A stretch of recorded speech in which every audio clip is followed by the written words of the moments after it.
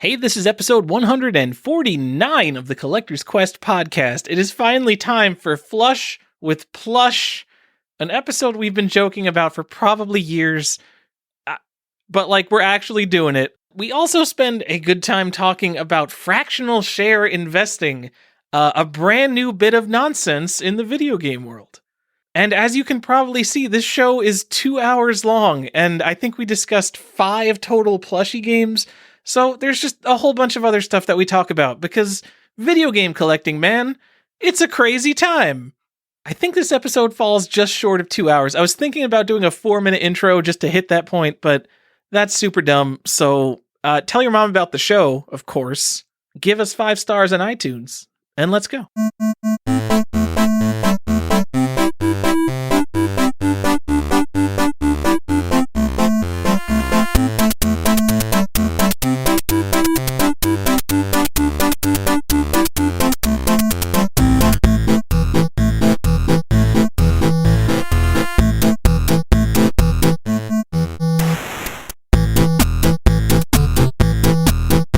Welcome back to another episode of Collector's Quest. I'm Tyler, here with Johnny.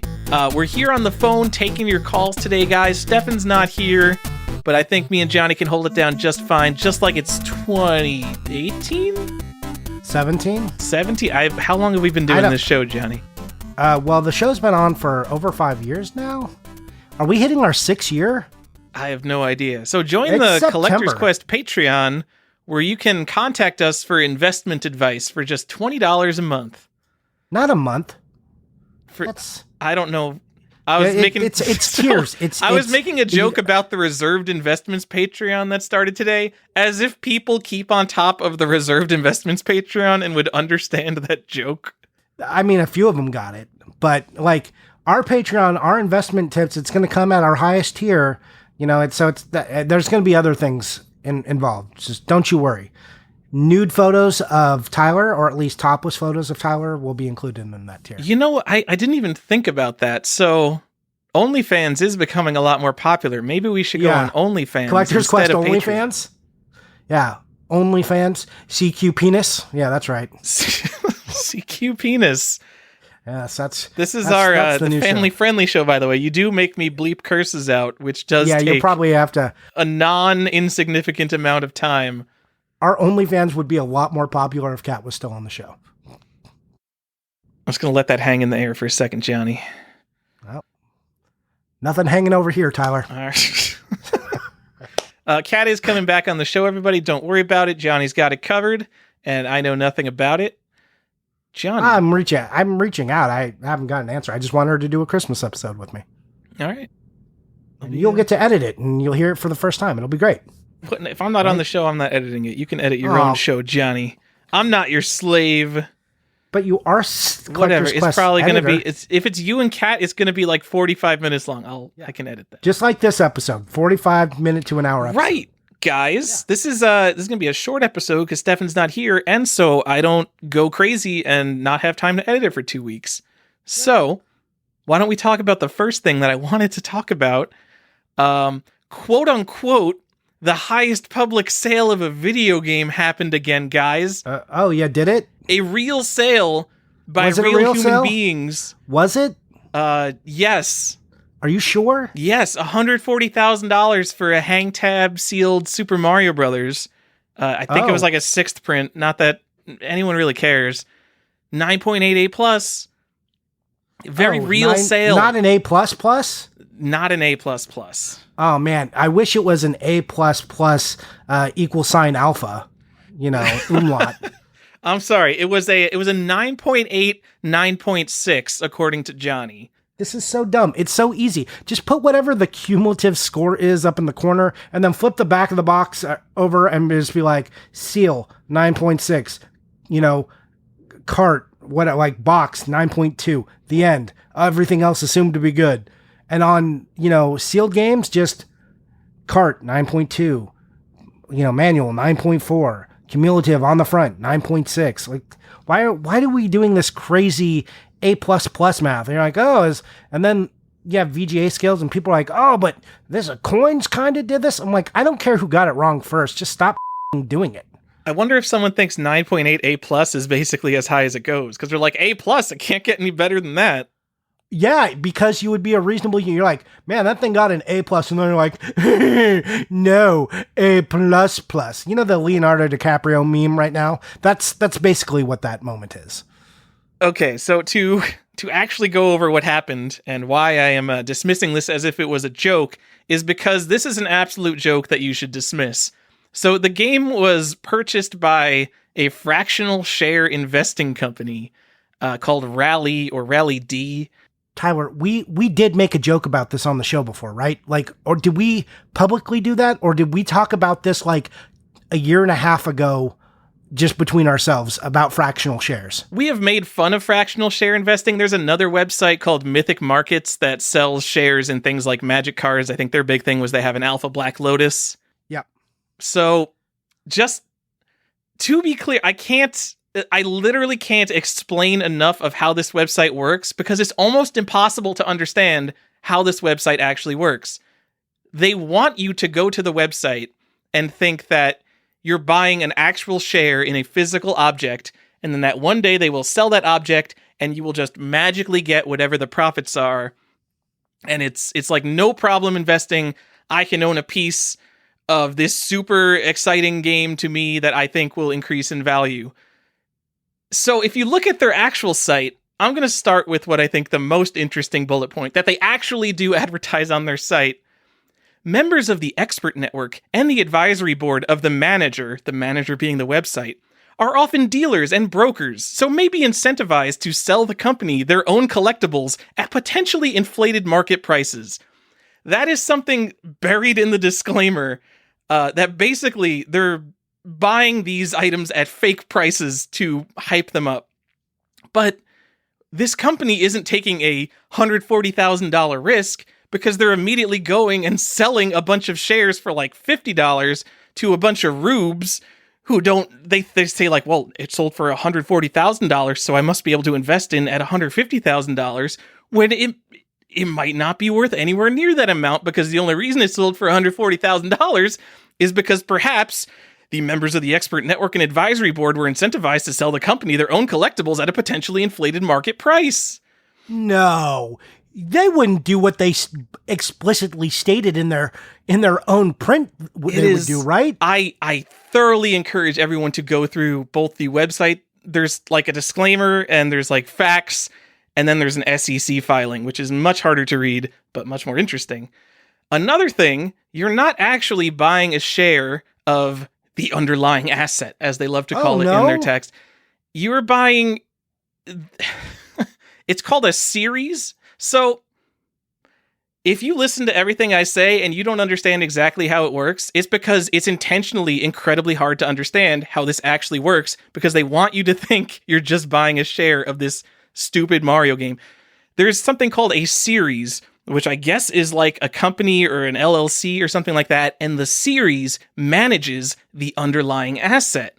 And you invest as part of this series, and your investment in that series, there's no way to actually trade your share for money. So if you buy in $300 worth into this Mario cartridge, you can't then go into some market and sell your share for $500 if the price of Mario goes up, because only the company can determine when the Mario gets sold.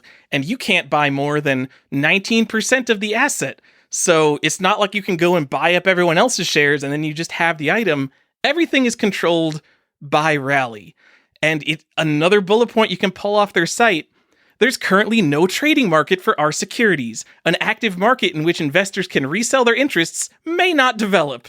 So you're basically investing into hopes and dreams. Well, I mean, hopes and dreams are a positive, right? We should invest in those. I don't understand what kind of person would put their money into this. Like, there's nothing that makes sense to me. Like, maybe if you want to spend $50, which is the lowest amount you can pay, to pretend you own a piece of a Black Lotus or Mario, which you don't because you own an interest in a series, whatever a series is, it's like the mental gymnastics you have to go to think this is a deal is outstanding. But John, it's like one of the worst deals I've ever seen. It's going to be worse than what we're talking about for sure. Like, absolutely. So, I mean, already the worst deal in that the $140,000 sale of this item is essentially fake, and then they're upcharging another $10,000 when they sold the shares, basically just because they call it a finder's fee. I'm sure it was really hard to find someone to sell you one video game for $140,000, by the way. Yeah, oh yeah. So, if you go into the SEC filings, there is this, like, dense and labyrinthine nonsense. You actually have to open up HTML documents that just display as raw HTML, and then you basically have to go and put that into an HTML parser so you can actually read it, because they're trying to make it as hard to get to this as possible. Nowhere on the website do they say there's a management fee in which 50% of the free cash flow twice a year gets paid to the manager, which is the website. And I cannot find anywhere. I've literally dug through this website, every word in this website, every word in the SEC filing, most of the SEC filings, they're very long.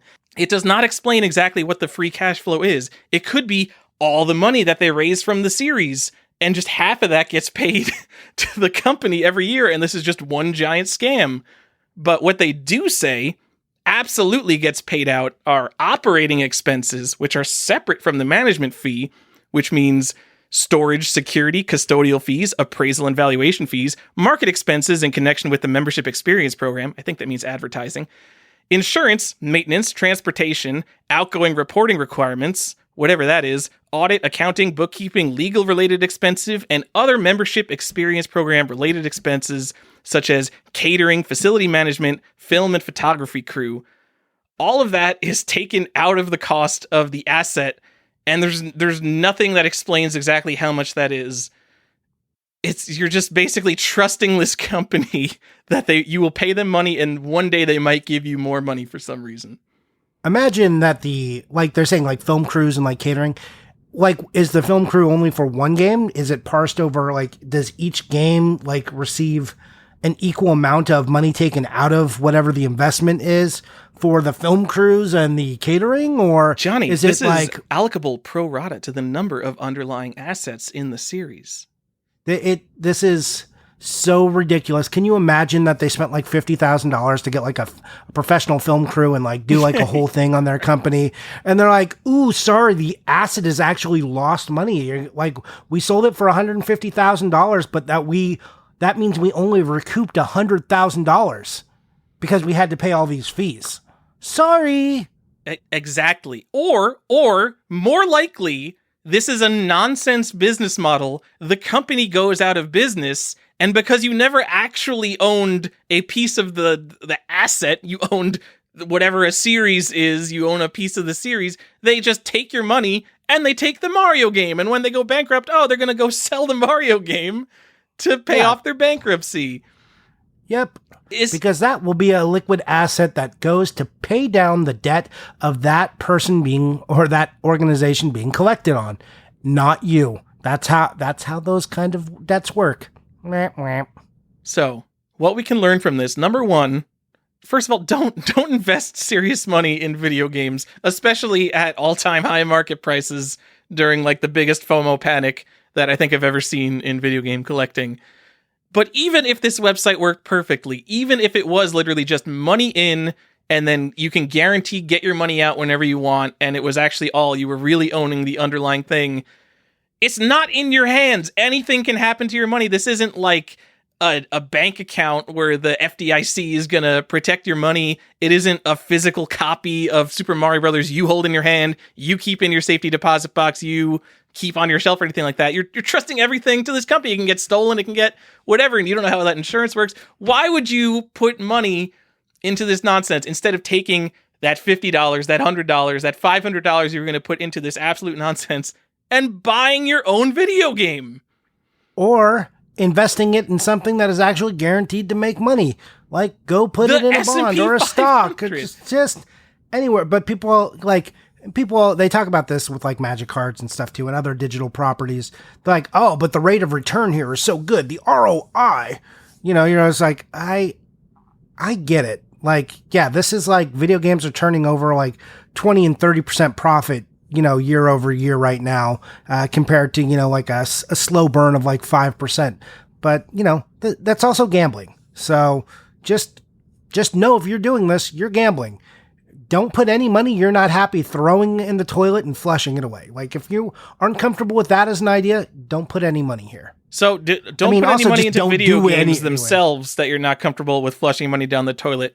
If you buy one of these fractional shares from one of these websites, you are literally already flushing that money down the toilet. Yeah, like if you're buying fractional shares, be comfortable that you did a thing. Maybe you'll get a certificate you can print and make an Instagram post about it, and that's going to be your value out. Oh my God, is that what this is? Are they going to start handing out certificates like, I own 3,128th of the underlying asset of this series? This is a great opportunity for them to make reproduction black box hang tab Marios and just send them to people as with a certificate in them of how much of that they own. It's kind of like buying the naming rights to a plot on the moon, or like buying land on the moon, or naming rights to a star, and you give that to an 8-year-old. Yeah. I've definitely done that before. All right, so I've got an actual good idea for fractional investing. So you know how Cards Against Humanity does stupid stunts? One of the things they were going to do is cut up a Picasso and send everyone a half centimeter square of a Picasso. A fractional share of Picasso. They should buy a sealed Super Mario Brothers and cut it up with a laser, and everyone gets a little bit of the Super Mario Brothers. Nice. Or better yet, just put it in a grinder and then grind it into dust and sell people little vials of the dust. I would be in, because it was Cards Against Humanity. It would be $10, $20, and I can get a little ground up piece of this once sealed but never used Super Mario Brothers. And then if you're an evil genius, you just ground something else up and then you pocket that and then go sell it. No, that's because you'll never know because it's ground up. Oh, that's less fun, Johnny. No, that's how the world works right now. Don't you know that everything is on fire and just trash, and that's definitely the outcome of 2020, not a happy ending? Johnny, I think we as Collector's Quest should grind up a game. I don't think we probably can't swing a sealed fancy Mario game. We could probably pick up a Star Tropics, grind up a Star Tropics. Everyone gets a piece. I'm willing. I have the fancy blender. I have the Will It Blend blender. Which is I have a Vitamix, Johnny. I am also a very fancy blender person. This is oh my God, why can't I remember its name? It's not the Vitamix. It's the actual Will It Blend. Yeah, I've got the also terrible branding. If you can remember Vitamix, but you can't remember the actual. I just can't remember it because you just asked me. It's one of those things. It should be called Will It Blend in a Blend Tech, and everyone would remember that. Yes, absolutely. So yeah, and I've had that thing for 7 or 8 years. I was my wife wanted to buy it and it was $300, and I was like, are you kidding me? It's been a perfectly fine purchase. I've definitely blended $300 of value out of that thing. It's like a lawnmower motor in that thing, or at least in mine. I imagine yours is basically the same thing. It's great. Yeah. It's much better than the stupid Ninja blender from Walmart. Oh yeah. Yeah. This thing, it's a big difference. All right. So now that we're 20 minutes into the show. Well, no, let's keep talking about our blenders, Johnny. What are you talking about? Yeah, I figured we can go back to blenders, but we should tell them what the rest of this episode is about, because it's a big deal. It's part of a 3-part series and I've hinted at the rest of the other parts, but this is part 1, and it is Flush with Plush. We are finally doing it. We're going to talk about a few collectible plush games, but just know that it's only part 1. Part 2 is Totally Terrific Toys, and part 3 is Lego My Lego. And we'll talk about, again, games that come with toys, and then, even though Lego is a toy, I think it's specific enough and has enough games that we'll talk about collectible Lego games. So that came with collectible items with them. So let's look forward to those other parts coming soon. We announced Flush with Plush, 2017, 16 or something? So, probably, at least 3 years ago. Yeah, so, it will come on that schedule, at least. That's what I can say. So, yeah. Man, Tyler, I can't believe we're going to hit 6 years, in September or in October. Wow. You're going to hit 6 years with your... and I think you just I'm just going to say the original host. I don't remember how good he was, but those shows they have pretty poor audio quality, and they're hard to listen to. Yeah, and then there was the cat ones, which the audio wasn't much better. Let's see. Man, I think this is like your anniversary month, though, right? Or just ended? Like, is this your third year now? Should I? I'm going to put, I'll put my Collector's Quest anniversary on my Google Calendar going forward, and we can celebrate it every time. Yeah, because you and Stefan like came in like a year apart, but in the same month. Sure. So, yeah. So, anyways, yeah, here we are. Flush with Plush. You want to talk more about your blender before we talk about games? No, I just want to let everyone know I tried to keep my energy up while I was talking about fractional share investing. Because the rest of this episode's about plushies that come with games. Look, it's a throwback episode, but to like, hey, 5 collectible games. It's a series I like to do. It's something a little more lighthearted, because as I alluded to, and if you've ever, I don't know, opened up an internet browser, a paper, anything like that, looked at the news on your phone and just went, wow, the world is definitely a toilet right now. I just want to talk about something more fun than that. Or if you've like tried to go into your hobby and then found out people are selling fractional shares of games, but not even really selling shares of games. They're just shilling you out and taking your money. That hurts my heart. So I want to talk about something more fun than that. And we'll talk about plushies. That's a fantastic idea, Johnny. Yeah. Do you even like plushies? I don't. And they and I want to make it like, I don't care about plushes. I like my Yoshis, which we'll talk about. But I want to be clear on this episode, we're not talking about plush collecting. Like, there are a bunch of Nintendo plushes. There is a whole like collecting scene around like plush Marios and Yoshis and Goombas and the whole works that never came with a game. They can be very expensive. I don't understand. It's a frightening world. It scares me. It's like the world of furries. I know it's out there and it's like complicated, and I'm not here to tell anyone not to do that stuff, but I don't understand it. So I'm just going to talk about the stuff I know. And these are games that actually came bundled with some sort of plush item. So that's the thrust of this episode. Yeah, retail video games. I hear we both still collect those. So this is going to be a real interesting episode with a perspective of people who collect retail video games. Yes, I was so short-sighted when we named this Collector's Quest. It should have been Investor's Quest.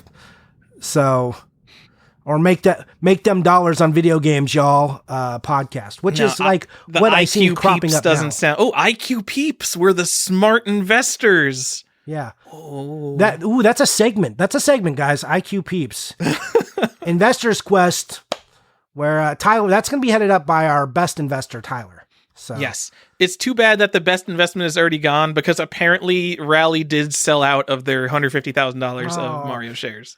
So did they sell $150,000 worth of shares? Or did they sell more shares? They said how many people bought. I think 300 people bought in, or 3,000, one or the other. I don't remember which one. Probably 300. You would think that they have all these fees and they're going to deduct out. They would sell more. So you would think. I'm pretty sure. Again, go through the SEC filings. I'm pretty sure they can issue more shares in like certain situations.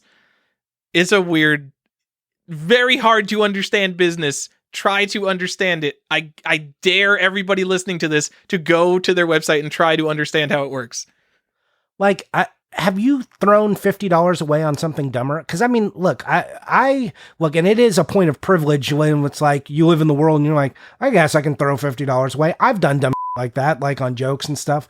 But is that where we're coming from, or is this like, did people take this serious? I don't know. Someone's gonna have to tell me why. What is it? I'm gonna do some quick math here. If 300 people bought in, they bought in at an average of $500. So this isn't like go out for dinner money. People are spending real money on nothing. But if it was 3,000, it's only 50.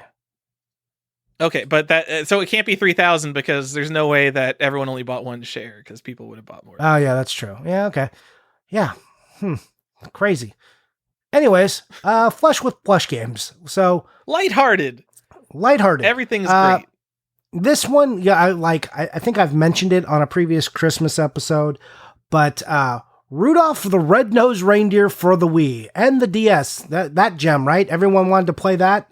That's the old claymation one. Like, it's even old for me, but if you remember, there's a whole series, Christmas in July, and, the Misfit Toys, all of that, or the Island of Misfit Toys, excuse me, all of that. This game is simply Rudolph the Red-Nosed Reindeer. There's also Santa, We Wish You Were Here. But this one comes with the plush. So if you're familiar with those Misfit toys, if you like the Frosty the Snowman, not Frosty, the Abominable Snowman, the Elf, Rudolph, if you were familiar with these characters, there is a version of this game, and I can't even direct you to eBay. You're going to have to Google search to find the image. I'll post one, and I have posted one before in my feed, but the game is in the middle, and to the right and left is a plush attached.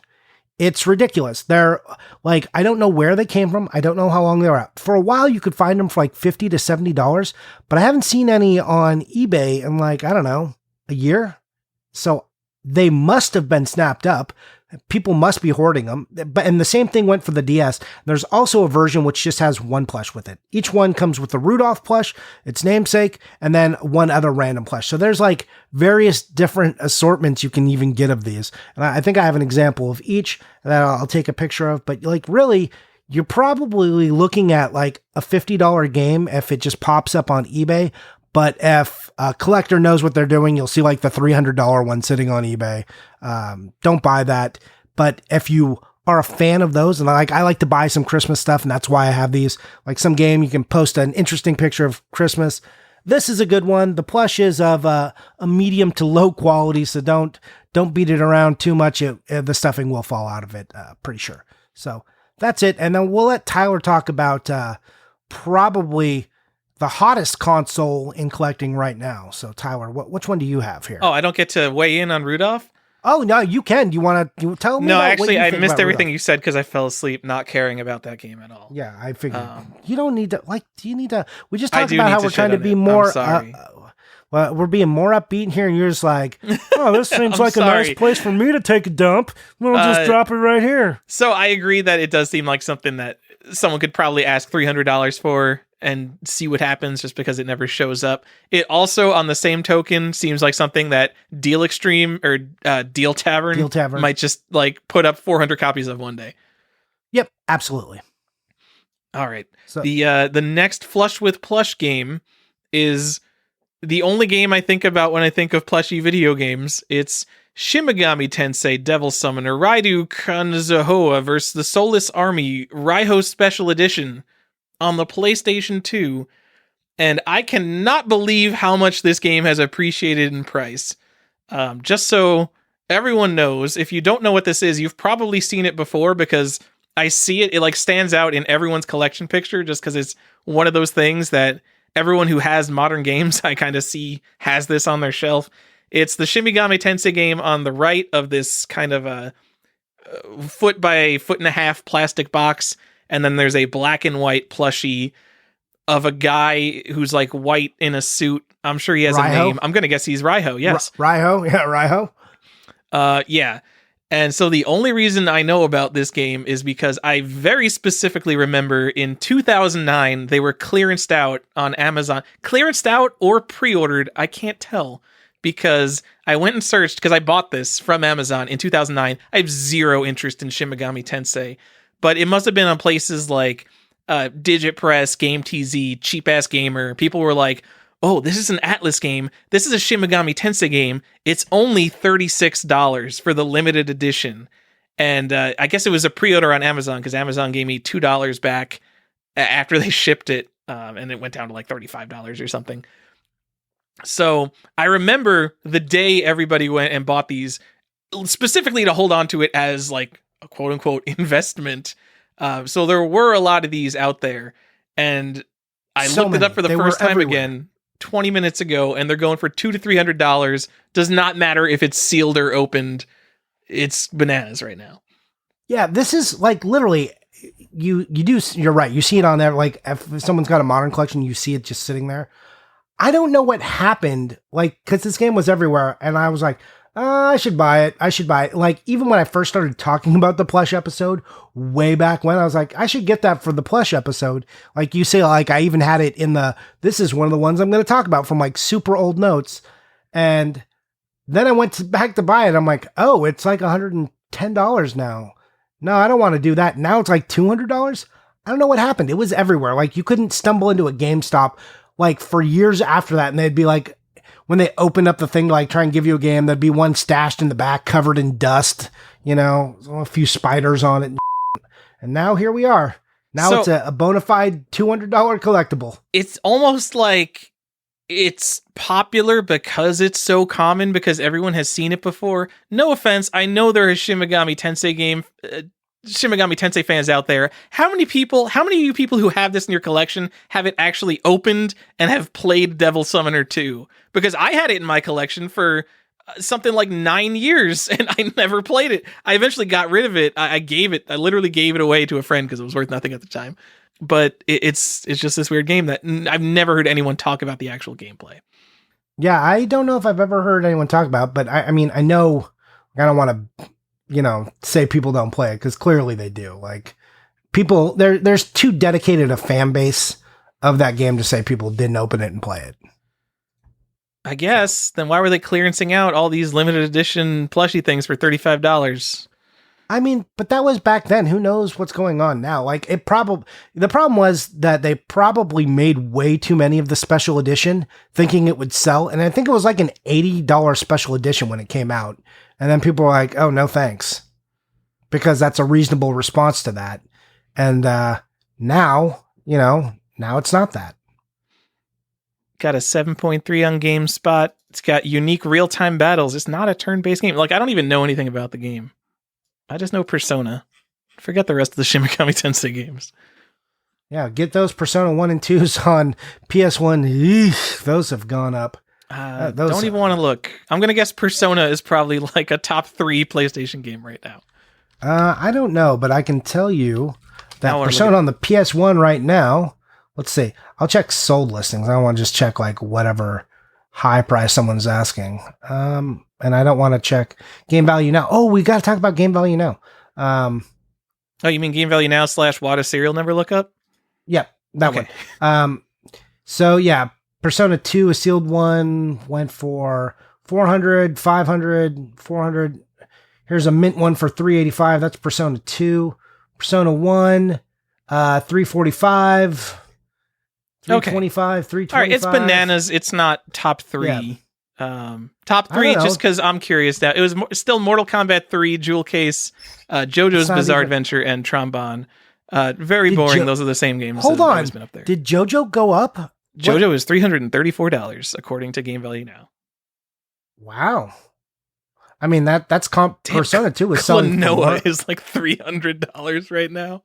I can't even look at prices anymore these days, man. This is crazy. Can I tell you how happy, like, and I know that our listeners don't give a shit. They're like, yeah, I guess, congratulations. I'm so happy I fucking finished the PS1 set when I did. I decided at exactly the moment, if I was ever going to complete it, that it was feasible to do so. That sounds great, Johnny. I'm so happy I finished my loose SNES set and then decided that PS1 would probably be the next logical thing. And then coronavirus happened, so now I'm never going to buy a PS1 game again. Yeah, that's probably, like, man, it's so hard. Like, it used to just be like, oh, I'm in between sets, so I'll buy fun stuff. And now it's like, I'm in between set collecting forever, so I guess I'll just buy random fun stuff. It's without a plan. It's gross. I'm not enjoying it over here. I know. I do need to kind of focus myself more because I am kind of all over the place.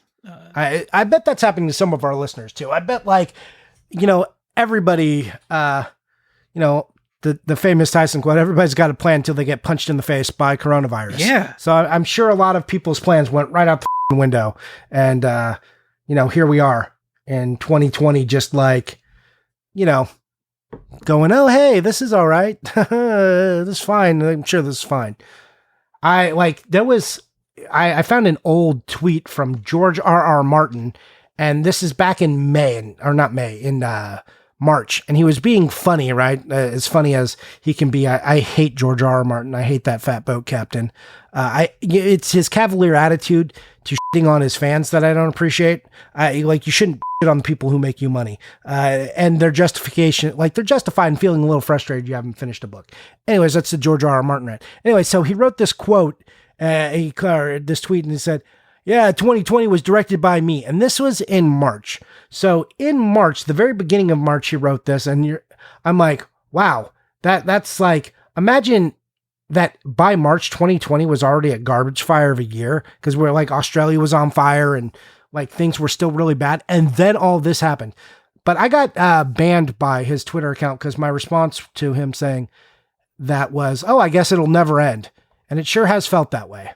Well, hey, that means that perhaps the real George R. R. Martin read your tweet and actually clicked. No, it was definitely his publicist. He doesn't know how to tweet. Give me a break. I don't know how famous is George R. R. Martin. I guess pretty famous. So why is he tweeting bullshit if it's his publicist? I don't know. Because that was like, because people had already made that joke. Like, people made that joke about 2020 before he tweeted it, and then he was like, "Here's something funny for me to say." Derp. Just like, get out of here. It's not inspired, much like half of the writing in the Game of Thrones novels. Ooh, sick burn. But still better than the Game of Thrones series. Especially those last 2 seasons. Yikes. Okay, yeah, totally not relevant to what we're talking about. Let's move on. I'm going to talk about a new plush game that you guys should be picking up. Right? You guys ready? I'm not. Are you ready? I'm sorry. You're going to buy it. You already own one of them. Yoshi's Woolly World for the Wii U. And you're thinking, wow, is that collectible? Okay, there's there are multiple versions of the game. There's a big box version, and you can get with an amiibo packed in a yarn Yoshi, a small one. There's a mega yarn Yoshi, which is expensive. It's an amiibo. It's, was a Toys R Us exclusive and became very hard to find. They even did a reprint. The price still went back up. I think he's still over $100 now. But these ones came in there's like almost a standard big box size for the Wii U, same as like the Animal Crossing box that came with amiibos. So this one comes with a green yarn Yoshi. There's also a version with a blue yarn Yoshi and a pink yarn Yoshi. All those boxes look pretty much the same, but they are, specific to the color amiibo that is in there. So the blue one has a picture of the blue yarn Yoshi on the side of the box. So watch out. I've seen people put the wrong one in there, trying to like pull a fast one back when like the pink or the blue one had more cachet than the green one. So be careful of that. But those are only, right now they're like $40 to $60. You're like, well, Johnny, that's not very collectible. Here's the follow-up.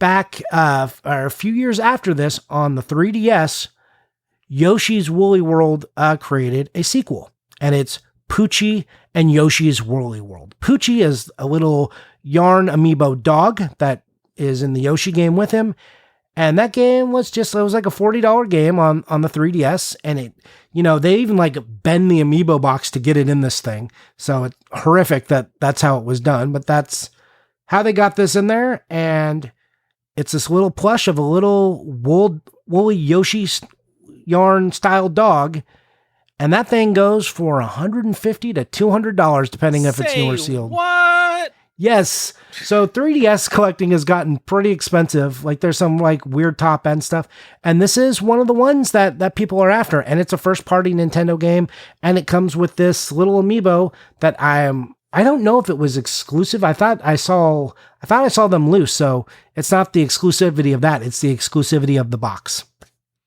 So there you go. I can't give crap to first-party Nintendo stuff because I know someone out there wants everything first-party Nintendo that's ever been made, but that seems crazy to me.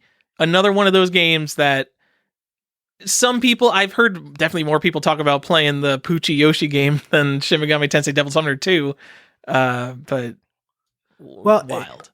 Poochie is not a popular Nintendo character. He's Poochie. No.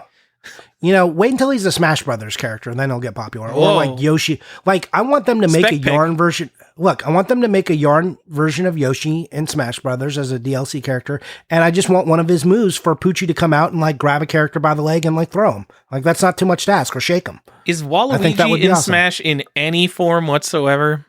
Is who? I'm sorry? Waluigi?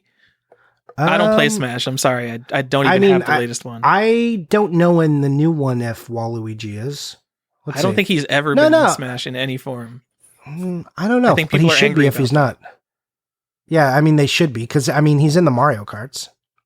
Yeah. So why is Sonic and Solid Snake, and now you want Poochie, and like all these stupid Fire Emblem characters that, oh my god, specific Fire Emblem characters, get out. We don't need this many over one of your core villains, Waluigi. Yeah, I don't know what's going on with that. Anyways, what's exciting about this, like I said, is it's a first party. You're going to see a lot of games with like dumb plush items, especially in the world of limited run games and boutique, special editions. Plushes are going to become more of something you see in the future. What's good about this one is it's a first party Nintendo one, and it comes, around a core like a core franchise title, like a Yoshi. Yoshi is associated with Mario. The level of separation to a Poochie is 3 for Mario. He's, third tier for Mario. But it's, part of that core package. And like I said, a lot of these, you could buy Franklin the Turtle, which, comes, which is a GBA game and also a television series for children. So there's a GBA one that comes with the plush Franklin, but no one gives a shit about that. Definitely spend your money on Poochie instead. I'm going to say, so that Franklin the Turtle, that's one that's like, you can buy it new old stock right now, no problem. If you're interested in that, I'm going to say buy that before buying Poochie, because I don't know when this new old stock dries up. Because just me watching the Atari stuff that was like $10 for 40 years, and then all of a sudden someone would literally buy 200 cases of the same thing from one seller on eBay is wild. Yep, and then suddenly that game sells at auction for $5,000. Yep. Whatever. Makes a lot of sense. Spider-Man. All right. That didn't all. There was. I'm talking specific. So Donkey Kong in television was one that like clearly sold a ton of copies from a single seller, and then that seller like jacked up prices to $250. He was selling it for $20, and then by the end of like all the people buying them, he jacked it up to $250. He's like, I probably still got 1,000 more of these. Let me charge $250 to these idiots. That guy's kicking himself for not making all that money for all those years, I guess. Game collecting is so weird right now. It's hard to even process. People are like, oh, you should talk more about investing. Like, the world of collecting is so unstable right now. It's hard to put a serious note and say, here's what you should be doing. This is the truth. There's a lot of like these new speculation podcasts and YouTube channels popping up where people are telling you like what you should be investing in and like what you got to be doing. But all of that is hogwash nonsense. They're unicorn farts in the wind. None of that shit is real. Like, nothing is real yet. Yes, these things are happening, but the amount of data right now is so small. And this is such a weird situation. This is such an outlier situation to be in. I hope this is an outlier situation that we remain in, that you can't, like, I'm not saying you can't take it seriously, but you have to understand what you're in and what you're dealing with and be prepared for everything that happens when you're not in the middle of an outlier. Yeah, it's crazy. What were you gonna add should I give a shout out to one of these shows that has literally 0 listeners? Because I think it's fascinating. No, because that guy is trash. Yeah, don't look for any game investing podcast. GameInvestingPodcast.com. It's crazy. I'll bleep it out. I'll bleep it out.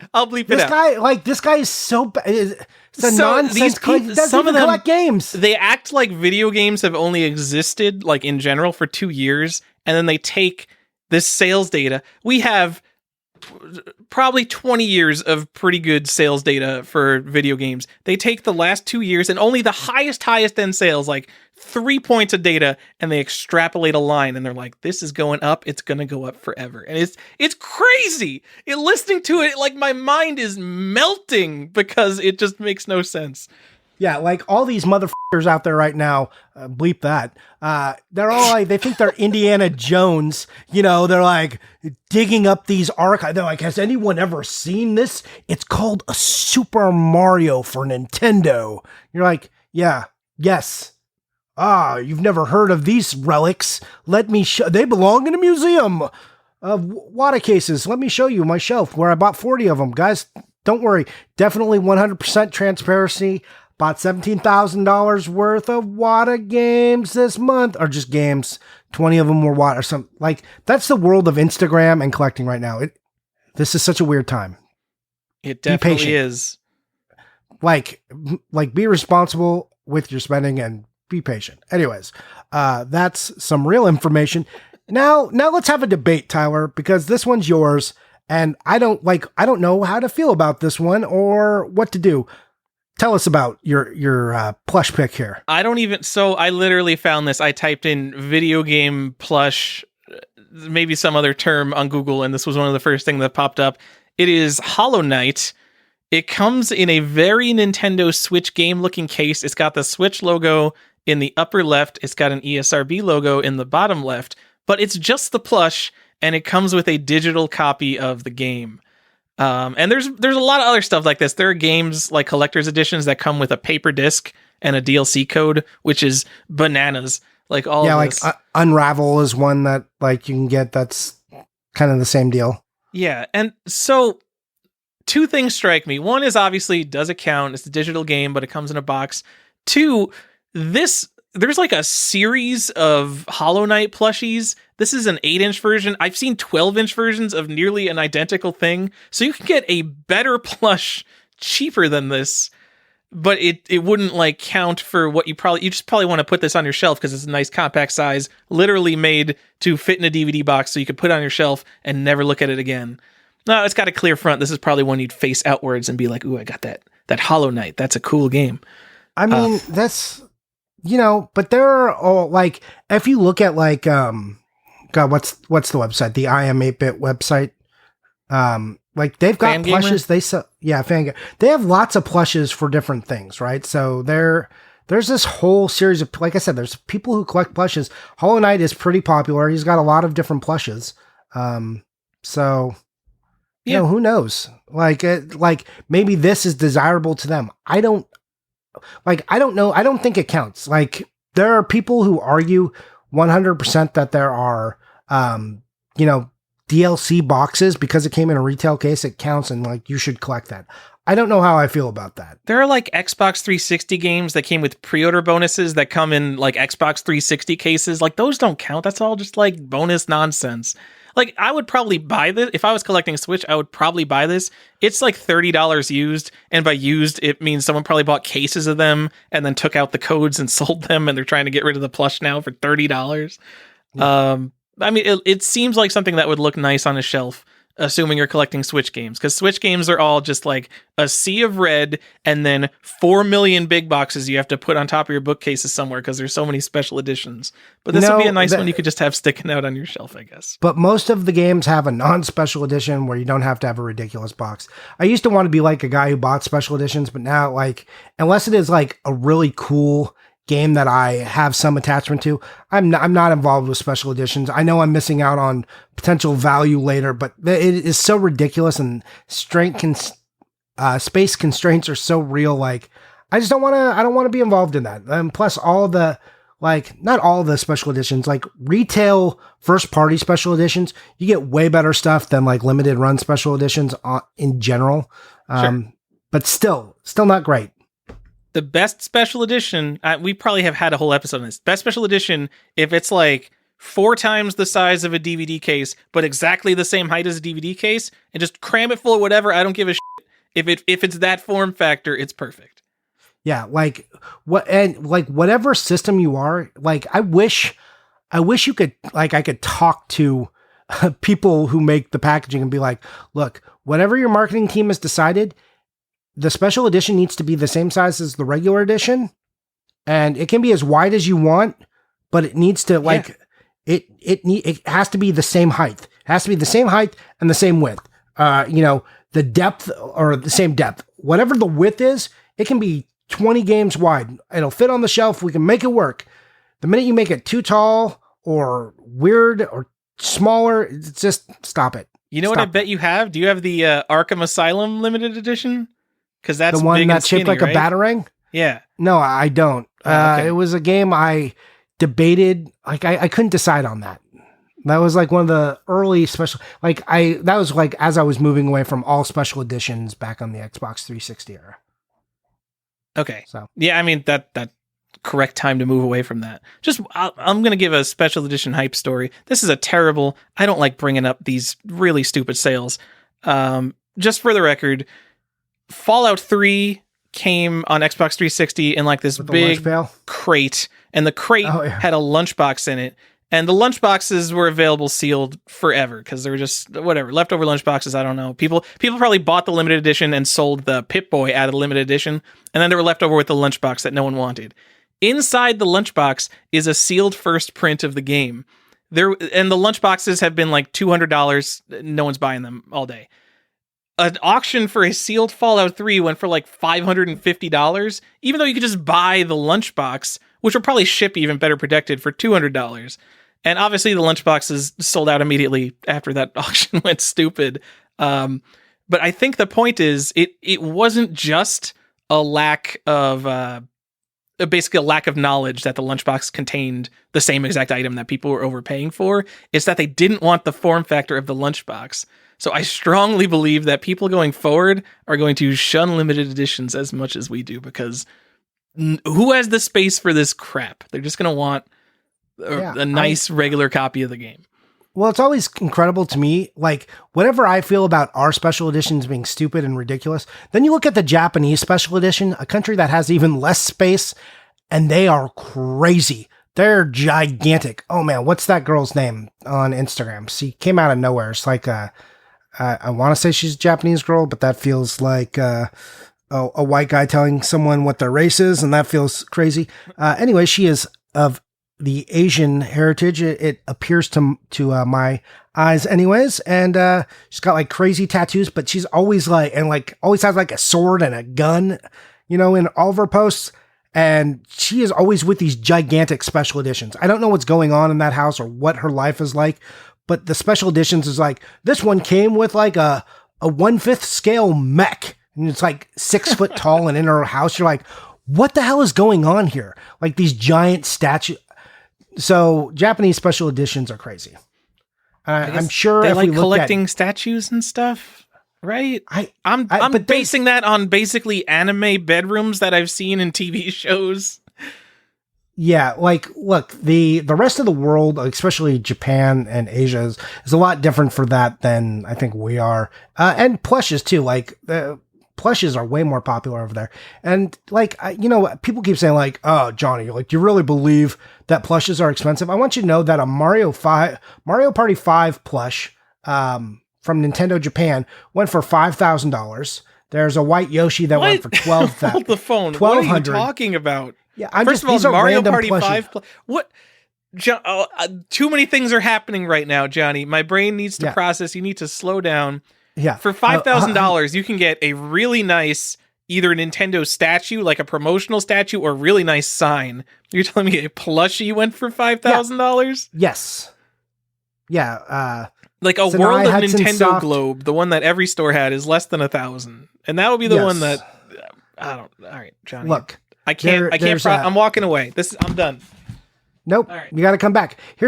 Stefan might get this one. A Mother 2 Mr. Saturn big plush figure. There was only 500 of them made. That went for $800. A Lakitu plush from 1993, a UFO figure. That one went for $750. Come on. Hey, a Donkey Kong Country plush with a store display sign and an employee promo, $610. So if you want to spend money on plushes, you can definitely waste your money on them. That's all I'm saying. I kind of like the common Donkey Kong ones that have kind of the hard face. I just don't. Yeah. I don't feel good buying plushies because I'm kind of a germaphobe, so I look at it and I'm like, some kid probably drooled on this for like 5 years, and now it's on my shelf. Great. Yep. Whatever. Plush, like, I'm not disparaging those people. They like them. Cool. Anyways, I don't know if Hollow Knight counts back to what we were talking about. I'm gonna say no. But. I don't know if that's like will be a popular plush in the future. But let's round out this episode. This is the last plush game we're going to talk about, and it's the one you've all guessed we were going to talk about. It's the most obvious one. It's the one that draws all the eyes, and it's, on N64. We're talking Rampage 2 Universal Tour. Okay, so there's Rampage 2 Universal Tour, just a regular box, and then there's this weird big box. Which came out, and like N64 collectors really got hot for this about, I want to say 2011, 2012. They like really took notice of this game, and people started looking. It was like, oh man, these plushes are hard to find. No, like some random, I think like Joan was one of the first people to show one. He had a sealed one or something, and they were like, oh, this is like a $500 game. Then it became $1,000, and it's just Rampage World Tour.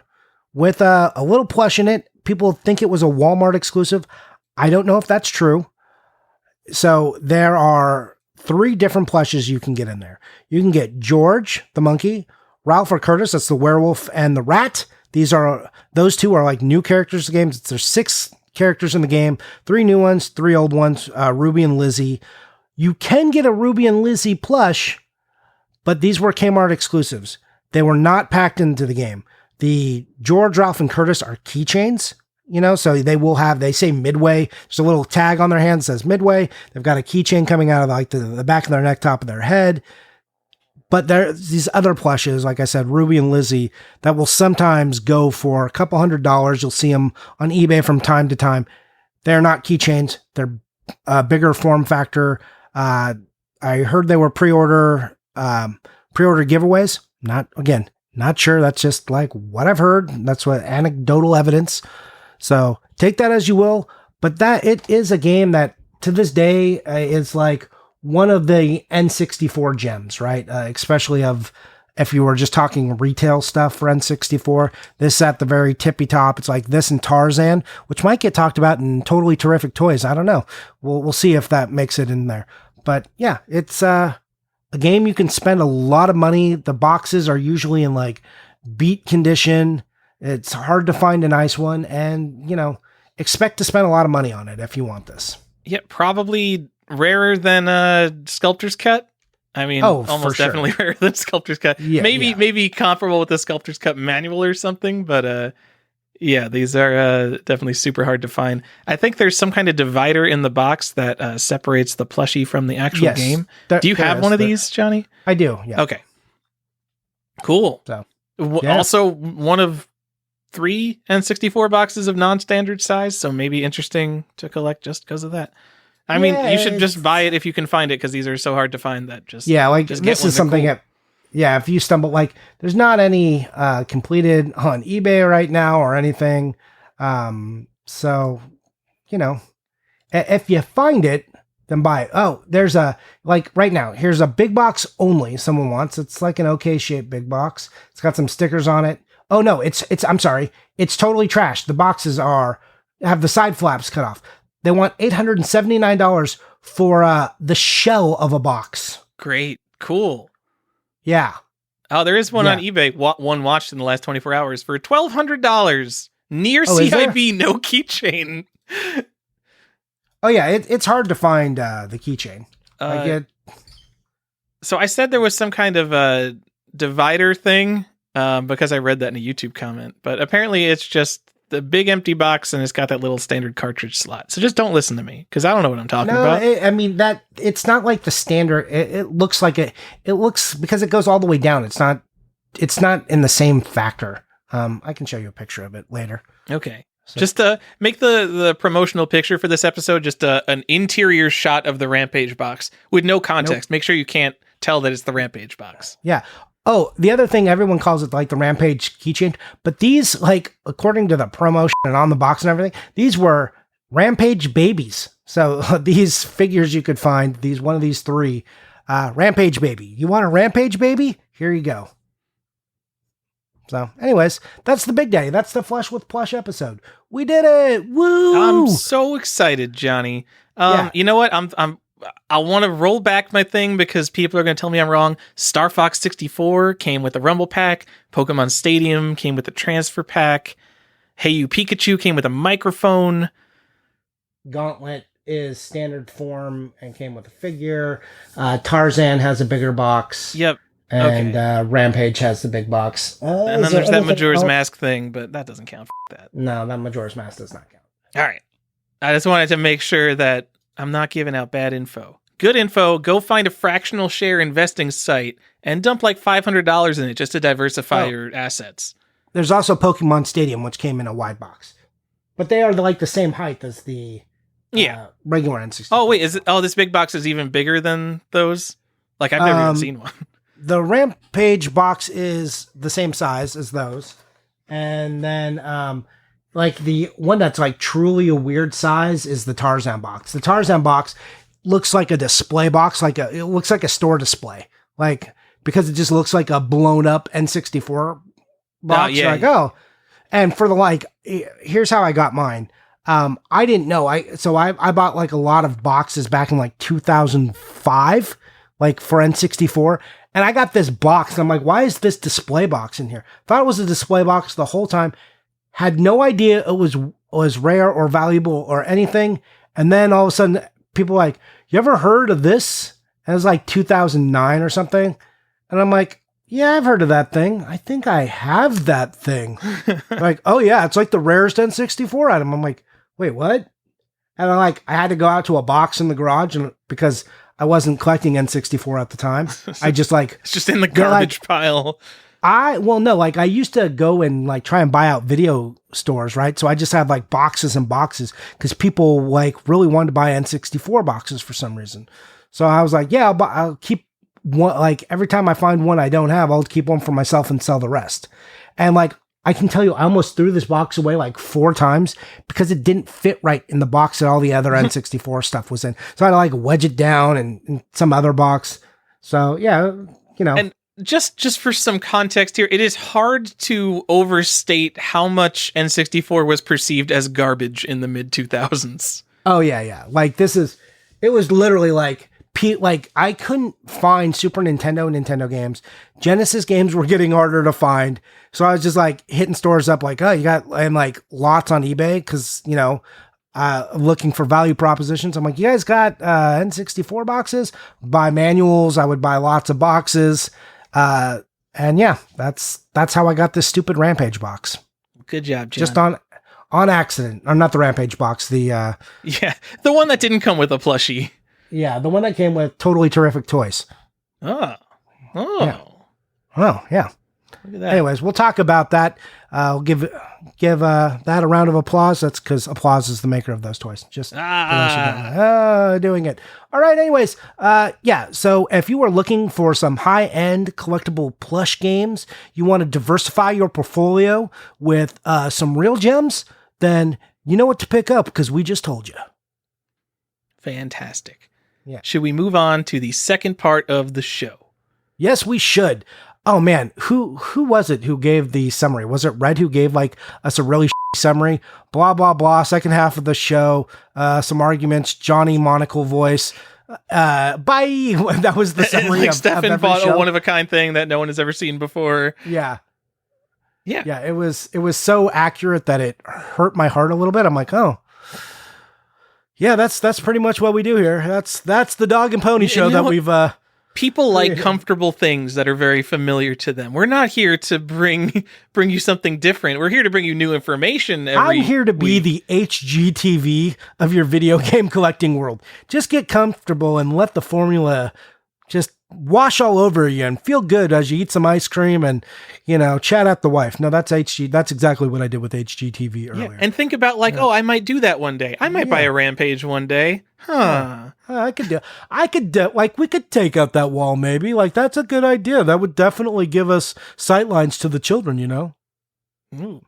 This sounds like, now we're not talking hypothetical. We're talking from experience, Johnny. No, my house is already like kind of, my wife and I actually don't love fully open concept. Not that anyone gives a shit. I like a little bit of divider but you can see from my living room already into the kitchen and the dining room. So we're open concept enough. That's just great. Everybody wants to know that.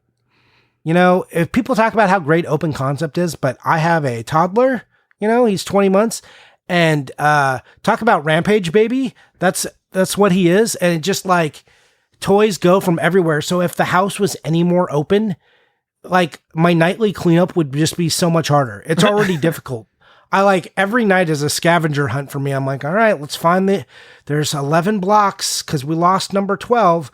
Let's find all 11 tonight, Johnny. Huh? Okay, let's find them.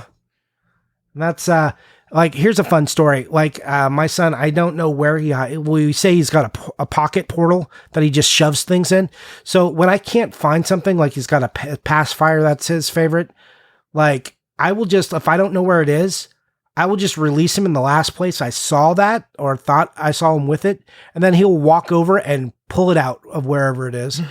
Like I was cleaning up in the garage and I had the garage door open and I was putting stuff in my trunk and I could not find it.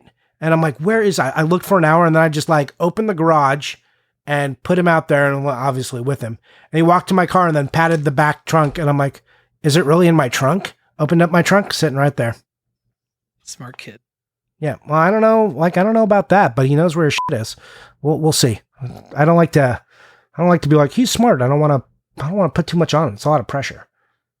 And just because we're talking about JD and I want to get my questions out. Has he destroyed any video games yet? He tries sometimes. Like he loves to run in my office, like because working from home, my wife will like bring him up to see me and he'll like run in and he'll like grab some stuff. He'll throw some stuff out. Like the first thing he usually hits is the Genesis games, which I'm like, okay, those can hit the ground. They've got like a hard shell, but sometimes he goes for the N64 stuff and I'm like, yeah, those can hit the ground. They're garbage. But sometimes he looks at the Nintendo stuff and I'm like, the NES stuff. I'm like, no, boy, back away. But like he like pushed my office chair and just like started careening towards the Super Nintendo wall. And I'm like, oh God, how many boxes will be damaged? None. If you have Collector Protector, this episode's sponsor. What a segue that we got into. Yeah, do it. Talk about Collector Protector. I just got my first order from them. I bought $300 of box protector. Yo, I went for it because you hype up. So they sell both the 0.3 millimeter and 0.5 millimeter. So I don't have to guess if this is one of the companies that sells the good ones. I bought the 0.5 millimeter, which are a solid $1 each. There is like no bulk discount. You are spending $1 per thing. And then, so I bought like 200 of those, and then I bought 2 NES Deluxe set protectors and like a Game Boy box protector. Just like some console boxes I have that I either don't want to best for console, really the best for console boxes. Like it just has like a lot of sizes. They're like $20, like probably 30 to 40 with shipping, but like pretty reasonable for how big and specific of an item it is. And oh my God, does it suck to spend $300 on box protectors? Sure but does. you like mentally, you're like, it's $1 per game. Obviously, it's worth $1 per game. Obviously, it's worth $1 per game. And then you buy them all at once. It's like, $300. Dude, I live that life every time I go through. Like, I'm just like, every time we do this, another round of that's why I'm not done, because box collectors came out after I already owned like 5,000 games. And I was just like, it's just $1 per game, John. It's going to be worth it if something ever happens. Yes, totally agree. But then when you buy it, like, that's why, like, people are like, why don't your games all have box protectors? I'm like, because I'm pacing myself and I want to buy some video games before I buy all these box protectors. Like, if you were just, like, if I could just, every eBay purchase, just, like, add box protector for 50 cents or $1, I would just do that from now till forever. Like, and never think about it again. Like, so video game stores, take note. Like, you just get my 50 cents. I don't have to think about it. Like, and I'll probably do it on like stupid things like PS2 games too. Like, I'll just click that 50 cent or $1 buy, just add that $1, just get them all in there. I don't care. Because when you have to buy them in bulk, like buying at the time you buy a game, no problem. Buying in bulk later, oof, hurts the wallet. It sure does. Because then you start doing the mental comparison. What cool game am I not buying for $300 because I bought these? Yeah. Especially in a time when like prices on stuff I want are rising, but I needed them. Like I've got so much garbage I need to put in box protectors. My stack of unsorted games is getting ridiculous now. I will say my early first impressions review, they are much higher quality than the ones I've been using. I don't know what the hell I'm going to do, because I've got 90% of my games are not in box protectors. The other 10% are in the crappy box protectors. And now I've got these, and I want all my consoles to be all in box protectors or not in box protectors. So what I think I'm going to do, because SNES and N64 are the same, I'm going to move all the crappy ones onto my N64 games and all the good ones onto my Super Nintendo games. And then maybe like for like Atari and NES, just replace all of them and maybe save the other ones to ship things out in. I don't know. Box protectors, man. Yeah, I didn't know you were going to talk about I guess this kind of turned into a serious discussion, huh? Yeah, like this, I didn't know. Look, I like Collector Protector. The only thing, do they all have the film on them still? Because I know he's got his new brand out. He just also started making his coffin cases. That's coffin with a K, because, why not? It's also, I think, part of his last name. Is that right? No, I don't think that is. God, I know his last name. I'm pretty sure. I'll have to look. No, his last name starts with a B, so that's not correct. Sorry. Did they all have the film on them? Yeah, they've all got the film on them. I haven't even taken the film off of one yet. That to me, that's the worst part, is like taking the film off of them, because it's so hard. Like, for a few games, totally easy, the right choice. But when you start, again, it's the bulk issue. If it was one at a time, no big deal. but when you're doing like 100 of them, you're just like, fuck, why? I mean, it's one more thing in my flow because I go through and now I catalog and clean every single game. So it's already such a process for every single game I buy. Literally, it takes 2 seconds to buy it now. I spend probably at least 3 minutes on every game as soon as I get it. So yeah, it's just another thing in the workflow. Well, I'm glad you have like a whole workflow. I have no more time to budget. Like I'm so out of time for everything. I'm so behind. I'm just like, I'll never catch up. I can't do anything that like, if it takes another minute, I don't even want to do it. I've stopped wiping at this point. That's how I'm saving time. I'm all about wiping. Get those kid germs off. Gonna wipe everything, Johnny. No, I wash my hands so much. I'm so like fastidious right now that my hands are like, I'm a greasy Italian dude. Like I don't ever need conditioner or lotion. Like I have soft hands and they will just forever be soft because it feels like I apply some cream or something to them. But, because of everything that's going on, all the hand sanitizer I have to use and, washing, my fingers have started peeling and stuff. Like it's real weird. Like I've had chapped lips once in my life, and that was weird for me. I didn't understand what happened. Like I just have oily skin, so that this isn't a thing I'm used to dealing with. Like peeling skin, I don't even know what's going on. I'm like, why? Like I never have rough elbows. It's not a thing I have. Soft feet, soft hands, just oily human. So every stereotype about greasy Italians, I guess, I'm living that life. Gross, Johnny. Awesome. Yeah.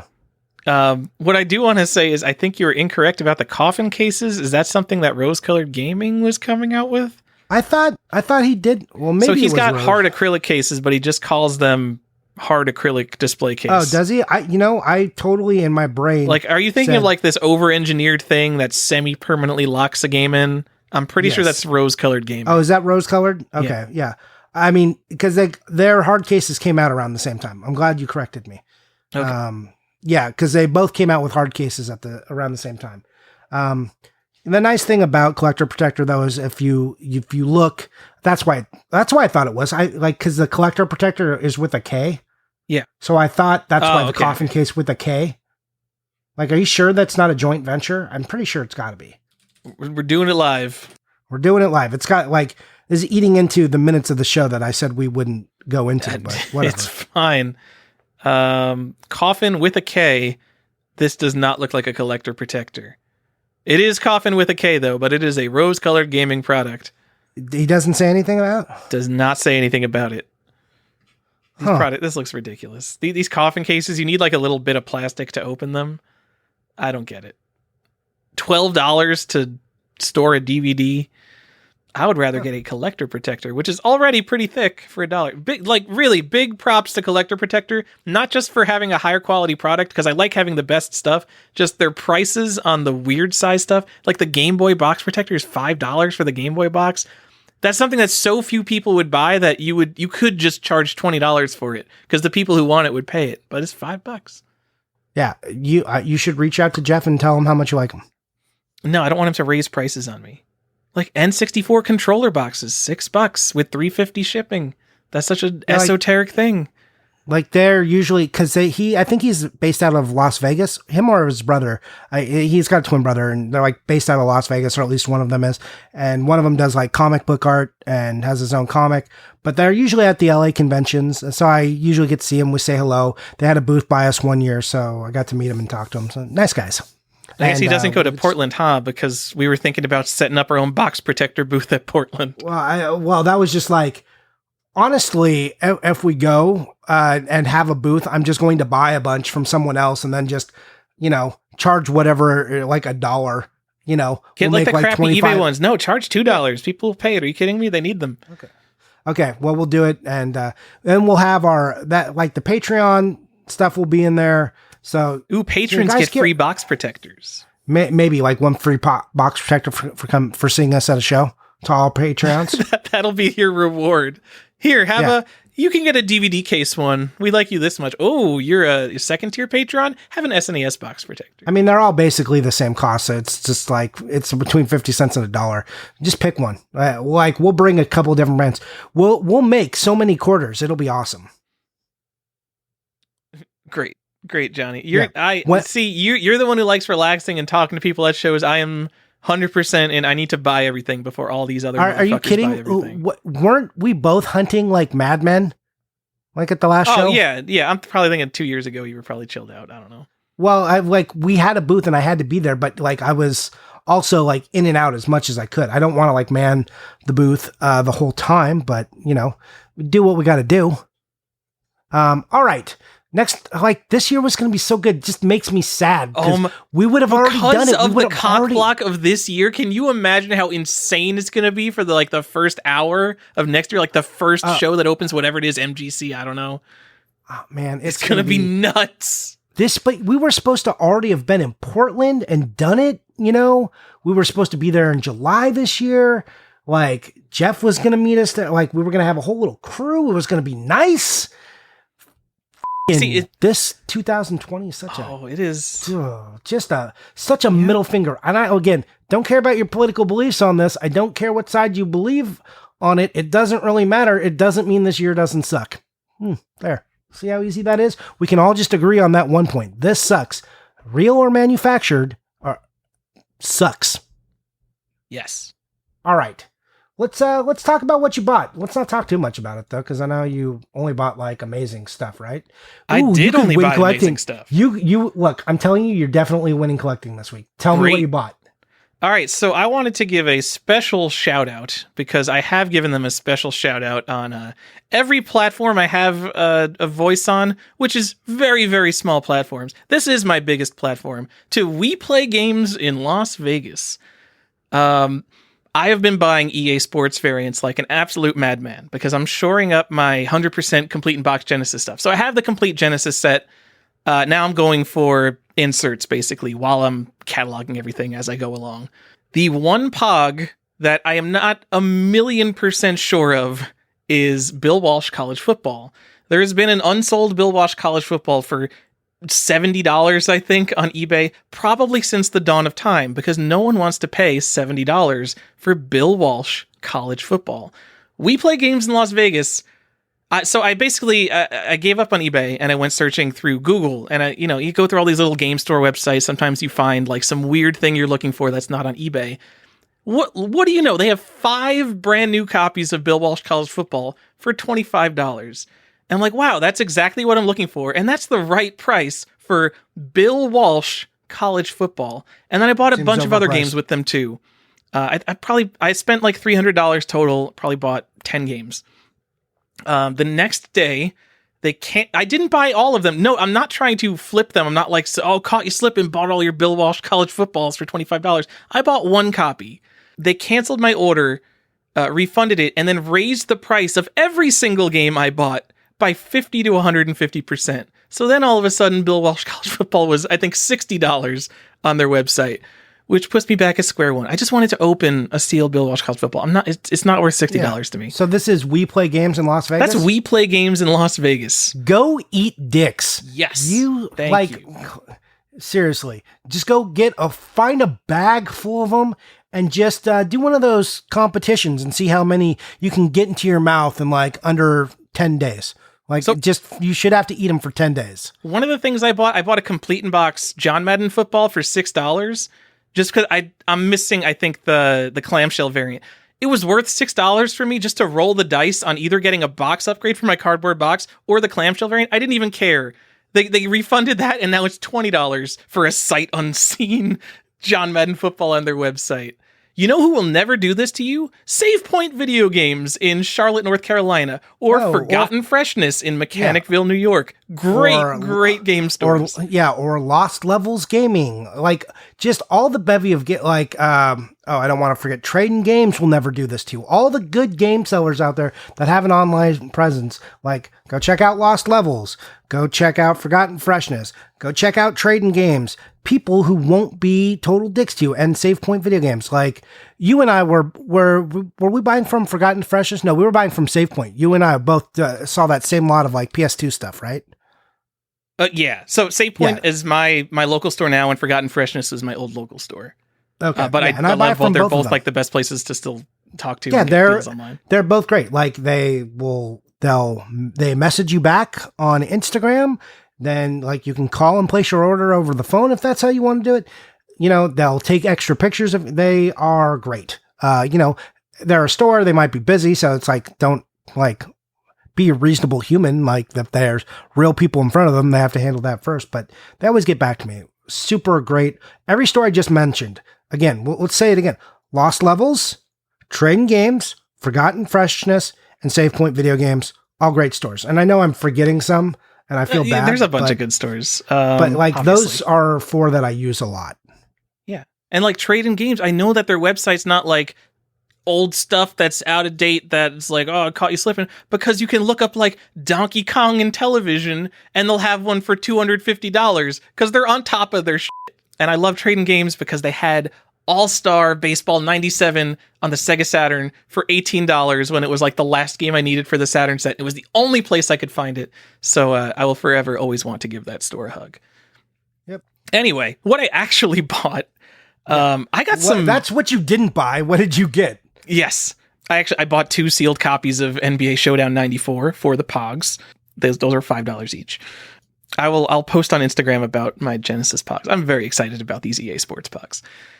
I got a Leisure Suit Larry for IBM PC, which comes with a napkin. And because it's a napkin, it's such a weird item. That's like the feely so the game starts in a bar, Lefty's Bar, if you haven't played Leisure Suit Larry. And the napkin is from Lefty's Bar. And it's always the piece that's missing, obviously, because it's such a weird disposable item. It went up for auction. $75 was the minimum bid. I basically expected to lose it for $200. My max bid was probably around $160. Because coronavirus, like everything's crazy. Like you'll see games like Fallout. Like Fallout is not a rare PC game, but people want $250 for a copy of Fallout now. So I bid $160 on this. I was the only bidder. My jaw hit the floor because Leisure Suit Larry is a really desirable Sierra game, especially the first print. And even the seller messaged me. He's like, I can't believe no one bid against you on this. And he shipped it and I got it. I'm very happy with that. Nice. I got a DOS Mega Man, which comes in the purple box. Gross. Childhood game of mine. Weirdly, I bought it at a garage sale for $1 as a kid. I don't know where that copy is anymore. It was complete. Just go back to your mom's house and be like, "Hey, mom, where's my game?" They constantly find stuff from when I was a teenager and send it over to me. They just found a box full of ColecoVision games and the ColecoVision expansion module steering wheel. So I'm excited to get that back because who doesn't want some ColecoVision stuff? Huh. I think nobody wants ColecoVision stuff. No. My mom also brought me a childhood item.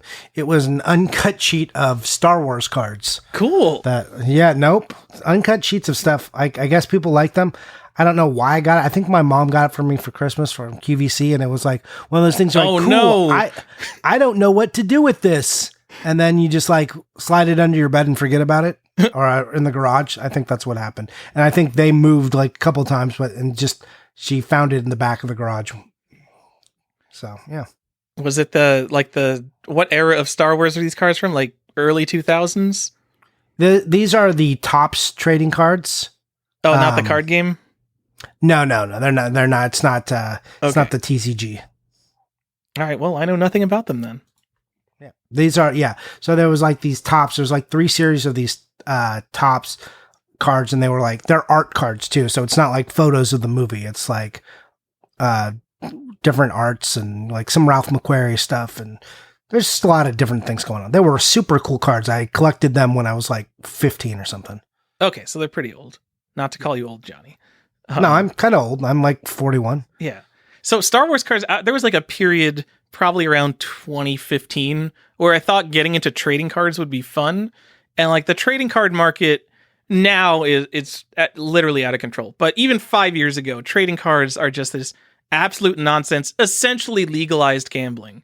One of the hot things at the time was the new Star Wars boxes, because now these Star Wars cards, they'll like chop up a prop from the movie and they'll embed a little piece of the prop in the card. Yeah. And it's just Fractional like sports card shares. with the jerseys and the bats that they put in the cards. They chop up Star Wars props and costumes and put them in cards. Yeah. It's wild. Yeah, the costume cards. Yeah, it's wild back in my day, the crazy thing was like, oh my God, all of these have a chromium print on them. Holy shit. Photorealistic. Refractors. Yeah, it's like, These ones had the refractor cards, right? So they're like etched and you can see through them and you're like, whoa, amazing. Okay, what is this technology that brings me these sweet collectibles? Anyways. I'm just going to make up a price here just to give a concept. These aren't like $3-4 packs of trading cards. You spend like $600 for a box of these, and it comes with 2 of the good cards that have like a prop in them. And essentially the rest of the cards you just throw out. Because you're only buying it for the 2 good cards. Well, there's like I think Upper Deck is doing one right now where it's like 2 cards in the pack and it's like one of like 5 cards or like one of 10 cards. And it's like a $2,000 pack or a $1,000 pack of cards. And it's like 2 or 3 cards. I'm like, that's hardly a pack. That's like just buying a card. That's just printing to demand at that point. Like, ingenious business model. Absolutely ingenious. But as someone who thought they were going to get into trading cards, so I bought a lot of wrestling cards. Good choice. Yeah. So it was the first like kind of high-end WWE set that came out, WWE Undisputed. So that'll date whenever that is. It's probably like 2014, something like that. But then I also bought like the ones that are essentially meant for kids. And then like all of a sudden you buy like a $20 box. Like I get like my autograph, I get my shirt card. And then I have this box of essentially garbage that I feel bad throwing out, but it's not even worth the space it takes up in my house. Yeah. Throw it away. Yeah, like trading cards they're little. They're like trading. Like those kind of cards are worth nothing.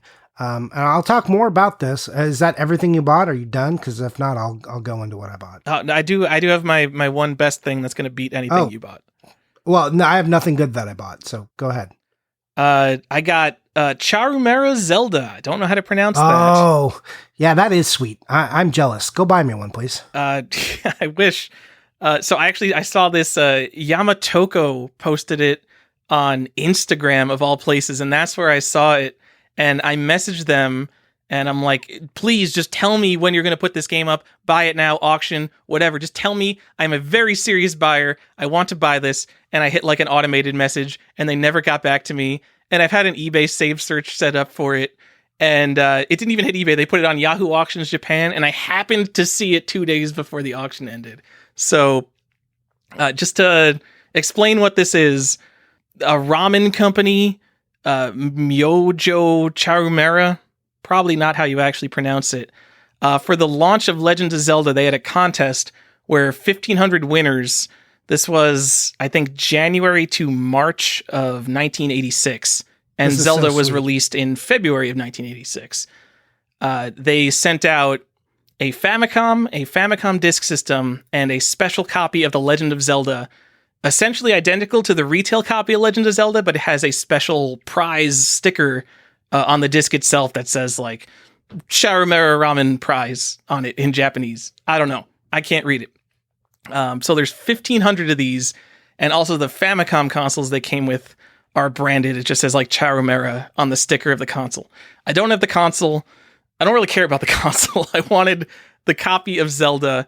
Prices for this are all over the place. The last one I saw sold for $1,000, and that was essentially so someone could give it to Frank Cifaldi so he could dump it and confirm that it's exactly identical to the retail copy of the game, which it is. So it's essentially hundreds of dollars for just a sticker on a disc, which is also probably very easy to fake, but I felt rather confident buying it from Yamatoko. And it cost me, I was the only bid on this. My bid was 500% of what it actually ended up selling for. And it cost me less than a complete in box Ocarina of Time. And there's 1,500 of them. It's probably the earliest verifiable print of The Legend of Zelda, and probably one of the rarest Zelda variants. And I got it less than a copy of complete in box Ocarina of Time will cost you now. Yeah. So keep that auction saved. Tell me when you find the next one. Yeah. So just a hot tip, don't follow the mainstream, especially when prices are 300% of what they were 3 months ago. Go find some neat stuff that no one will bid against you on, like Leisure Suit Larry and Charumera Zelda. Yeah, buy something else. Right now is the time not to be in the soup. All right. Buy EA Sports variants. Those are fun, right? Are they? No. Yeah? Yeah. Do you know how many different variants of PGA Tour 2 is? Like a game that should have only been on shelves for a year. I can't even comprehend how many variants there are of that game. I don't know. All right. Johnny, you can now, I have domineered this part of the show. So let me hear what great stuff you've been buying. Oh no, it is like I am definitely in a world where I'm just like I'm not buying that much stuff right now. Well, I'm buying plenty. I'm just not buying video games. This is like the first time in a long time where video games is not where most of my hobby money went. Like I bought, like, here's how exciting it is. I bought Wii Party, which if you've never had the extreme pleasure of trying to search for Wii Party, just the game on eBay, go ahead and type the words Wii and Party into eBay and see how many games you get. It is a dumb amount of games. There's no amount of minus signs. Like, you run out of, like, to make it a reasonable search. I ran out of characters to put in to the search bar on eBay before I could remove all the games in Wii that have Party in it to just get it down to this one game. That's so. We're starting off with a banger, Johnny. Yeah, it's such a banger. Look, this is the top of my list, so it only goes downhill from here. Actually, no, I bought some PS2 games from that same sale. Like I got Wild Arms Ultra Code F. I got Wild Arms 4. And that one I got from eBay. But then I bought Boktai 1, The Sun is in Your Hands. All right. So for the GBA. Wait, and that's who did you get that from? Did you get that on Instagram? Yeah. From the same... Oh, you bought it from Save Point. Yes. Oh, you probably got a great deal on that. I messaged them like 15 minutes after they went up, and they're like, oh, we have everything you want except for Boktai. You got my Boktai. Yeah, because you were messaging me. Did you see this? And I'm like, yes, I'm already messaging them. Yeah, you were messaging me about that, but I didn't respond to you because I was already messaging them. Oh, my God. All right. Because you're like, look at this PS2 stuff. I got so much good stuff from them as usual. But, yeah, and there was like one game I forgot that I asked for that had already sold. I was like, damn it. It was a PS2 game. Yeah, I jump on top of them because their prices are always so good. I was talking to them about their Paper Mario. It wasn't in like the best condition. It was fine. And they're like, man, this game's really shot up lately. Yeah, you know what? It's $40 less than I said before. This game went up too much. They're pretty cool. Yeah, no, there's a reason we said they're great. They are. Like I said, I buy from them. So, yeah, 2 of those games came from them. Very happy to deal with them. And that's pretty much the big list, you know.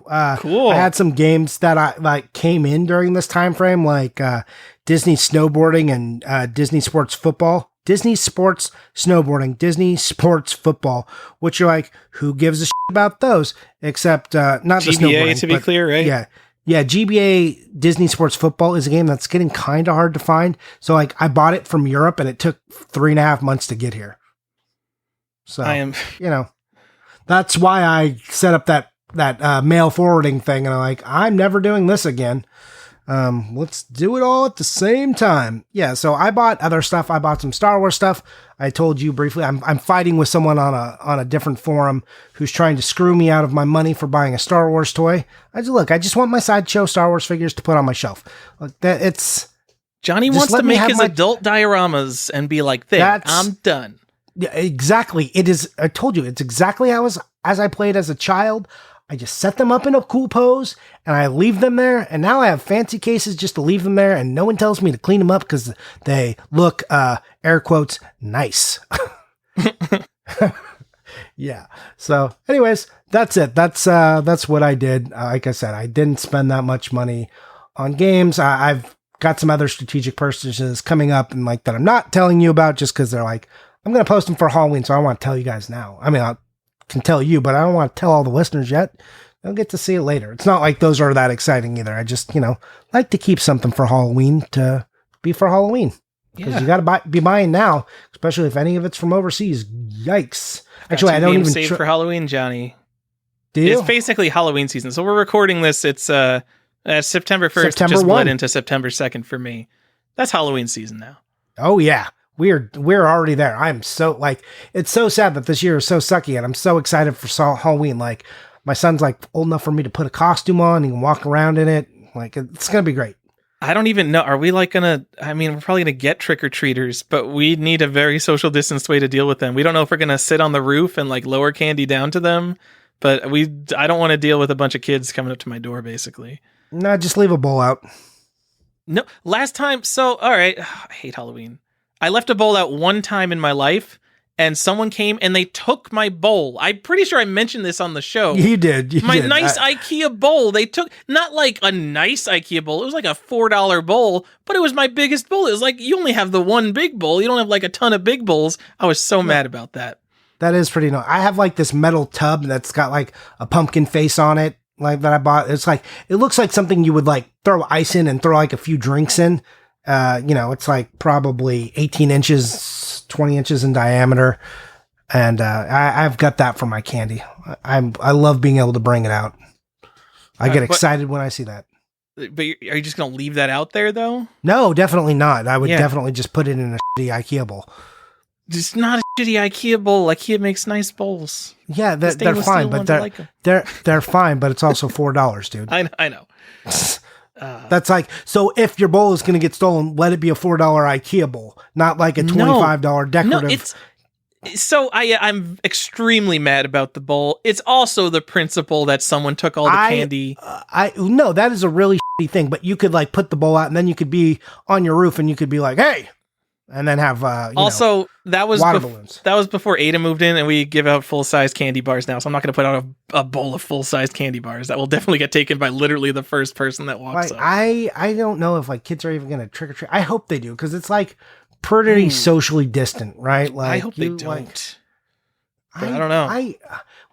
Every year we fearmonger and we talk about how we can take away Halloween from children. Trunk or treat. Trunk or treat. Let me just tell all of you people, I don't care about your school parking lot, church parking lot. Oh no, walk around screw and that. collect. No, that is hot garbage trash.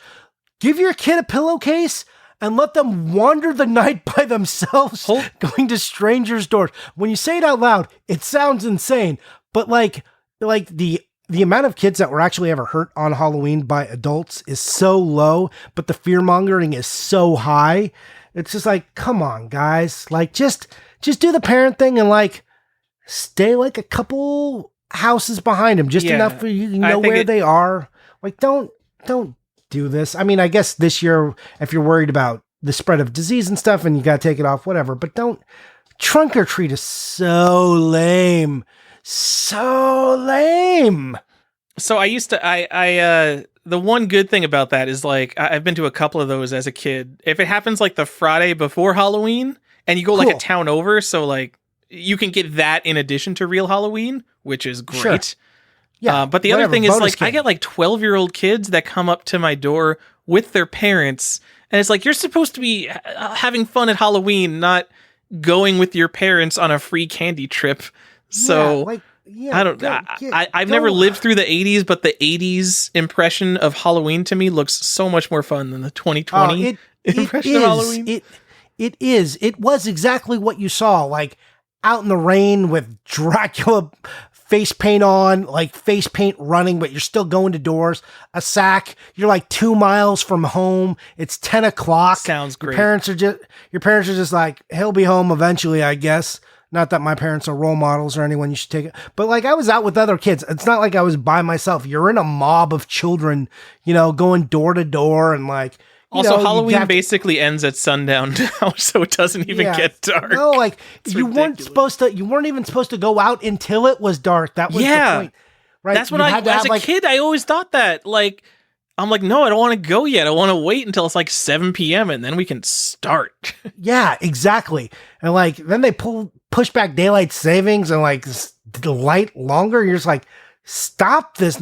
This is madness. You're ruining Halloween. Like, and I always figured that like big box stores would be more on my side, especially if you're going to buy Halloween decorations for your yard and stuff. You want to do that so kids can walk by and see it. Like these big corporations that sell decorations, you got to get on board with me of shutting down Trunk or Treat. Like, this is not the way to go. Michael's Crafts probably loves Trunk or Treat because it's like crafty and you have to think about ways to decorate your stupid trunk to look like a mouth with scary teeth. Yeah, we get it. Everyone's going to do that. Stop it. It's stupid. I don't know what Trunk or Treat is. I thought I got it from context and now I no longer know what it is. So it's basically Trunk or Treat is a parking lot full of cars. It's just a parking lot. The car trunks. Okay, not like a tree trunk. Yeah. And it's just car trunks open and they decorate and candy. Kids are like, trick or treat. And like a parent throws them some candy out of their trunk. Absolutely Terrible. awful. Yeah. Hey, guys, you want to go wander around the same parking lot for 45 minutes and collect some candy? Yay! Shut up. Get out of here. All right, So on a related note, if anyone listening has teenage children, I do want to say, because all the small children, they're essentially gone by like 8:30, I do appreciate when I get the one guy at like 10 p.m. that knocks my door. I don't even care that you're 16 years old. I'm just happy that someone is still appreciating Halloween at 10 p.m. Because me and my friends, we always stay up. They're probably over till like 1 a.m. And we're just like waiting. We don't care that it's 10 p.m. We just want people to knock on the door so we can scare them and do our whole bit and all that. Yeah, like my wife and I usually we carve the pumpkins usually the night before or that day. Like if I've got the day off, like we carve in the afternoon, like we have people over. We make it a day that we're like, it's a whole day of Halloween, like put on Halloween movies. I mean, we do that for long before that, but like have some specifics for that night. We got Halloween music. I've got the front yard set up. I'm like, ready, come to the door. I actually don't care what age you are. If you put on a costume and you're 35 and you knock on my door and say trick or treat, I will give you a treat. That is the look. I think Ada's particular about that, but like whatever. Teenagers, like I want you to be out having fun. So just come get me candy. I don't care how old you are. The proposition is if you put on a costume and you come to my door and you knock and you politely say trick or treat, you're telling me I'm going to trick you, like kick your pumpkin or break your window unless you give me a treat. I'm upholding my side of that compact. I'm saying, yes, I would like no tricks to happen to me. Here's a treat. Be gone, goblin. That's the point. Like, just do it. I feel like children, I don't think we impress into children enough that is the compact. Like, no, kids, you have to wreck their shit if they don't give you free candy. That's like, why do you think pumpkins get smashed and stuff? Like, in houses that... Dude, if your house was like, if we knew you were there and the lights are all off, like, you know what else is in that bag of candy that we used to carry around? F***ing eggs. That's like, we'd have this little like carton of eggs in there and we'd be like, all right, these like if you looked like you weren't home, like and you went away, you took your children somewhere, we were respectful, right? Or they had the note on the door. Yeah, you look like you're trying to like, here. Yeah, trying to hide. Yeah, like you were definitely getting egged. Also, I was not out egging anything. I'm still law-abiding, rule-not-breaking Tyler for everyone's information. TPing eggs, the works. Also, look, I know there's a bunch of different colored pumpkins. I believe like you could have some accessibility treats and everything, but like this whole thing of like, well, because my son can't eat peanuts, no one should be able to sell peanuts. Like, I don't want that. I hate catering to that idea, like knowing like my son can't have fun, so we're ruining it for everyone. Just tell me like I need not the candy. I will like I think like in every bag of candy they should provide like 5 extra treats that like are like, oh, this is like this kid's parents don't want him to have sugar, so here's like some plastic fangs. That's usually what I have. I have like pencils and erasers and like some other stuff, like if they're like, I don't want my kid to have candy. I'm willing to do that, but let's not like ruin Halloween for everyone based on this idea. Like the deal is candy and it's trick or be treated. That's, we do not treat or be tricked. That's it. I don't want to do the other thing. I don't want to like have to keep like a green pumpkin or a blue, like I'll have some extra. Everyone just be courteous and like, we can all still have a good time here. We can all do this. I don't remember what the blue pumpkin thing is anymore, but yeah, we have that here too, and we do not do it. I don't know what I'm supposed to stock. We just stock candy. Just go buy like a couple of plastic fangs or the Halloween erasers, that was shaped like a pumpkin or a bat. It's the problem. We don't get enough trick-or-treaters. Like it's pretty dry around us. Well, see, that's what I'm saying. So you buy them 1 year, you go spend $20 1 year, and you'll have them for like the next 5 years. You just put it in the... Yeah, you're right. You buy a decorative bowl, right? You just keep them in that decorative bowl and then pack it away each year, and then you're good. It's no big deal. They're going in my nice IKEA bowl that I repurchased. Go buy a decorative bowl, and then you're not worried about it. Just telling you. And buy a bucket or something. Like, go buy a metal tin. What are you doing trying to keep like this one got a handle? Like, when you got a handle, you can like present it to the child and let them pick. Especially this year. That's what Ada does. So she stages it. So she sees kids that she like, basically she doesn't like older kids, so she sees the older kids, she'll throw like Airheads on top, so she'll like the Airheads are our shitty candy, so she'll like bury the Reese's, which are obviously the best candy. Yeah, right. Of course. Yeah, Halloween is so much fun, Johnny. It's look at how excited we are. It's September 2nd. I know, it's the best. I'm so like, and it's so sad that it could be ruined this year.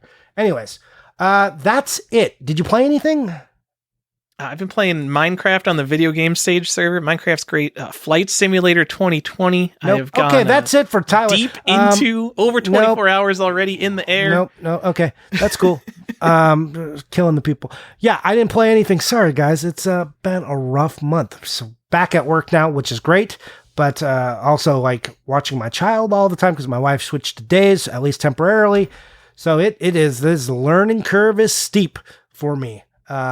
Anyways, that's it for the show. We went over an hour. God. Damn it, Tyler.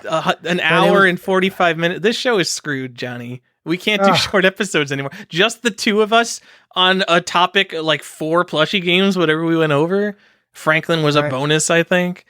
Yeah. This show is too long. Everyone's going to love it that it's long. Except for the mythical listeners that you are like, I just want to get my plushie information like in and out in 8 minutes. Well, I just come here for the plushie information. One day when we have an editor and like we can timestamp, we'll have like the timestamp in the episode, like that'll be a thing. Like here's your info collector who hates us but wants our information. Come to this point of the show, but like please just let it play in the background so we get credit for your listen. Okay, great. All right, that is it for the show. You can find me on Instagram, kind of like I've not posted anything like in like a week.